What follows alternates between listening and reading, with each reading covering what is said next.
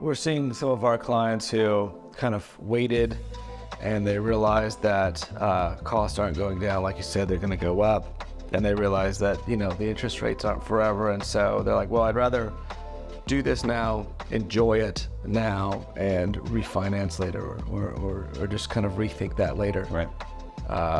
And I think that's, you know, it's a hard decision to make, but we're seeing a lot more people make it just in the interest of, this is going to be great return on enjoyment.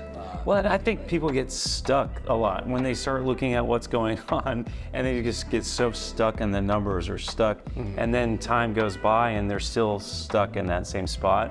And it doesn't mean that you would necessarily have to do a project, but it's worth talking to someone on the financial side and being like, here's your options. Does this make sense for you and for your family?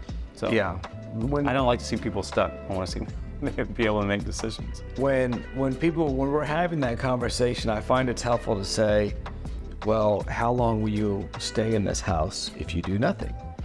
And they both have different answers. And I say, okay. So they say 2 years. I'm like, and then what will you do? Like, well, we'll move. Like, in this city or out in the country? Right. You know, like, where do we go from here? And it kind of brings them kind of full circle of like, okay. And so how long will you stay if you do this project now and figure out how to finance it? Like, that timeline just Changes. Way up. And ultimately, refinancing or getting the money to borrow and doing the project and being able to stay another 10 years is going to be a much better use of their funds and be much more enjoyable than moving around.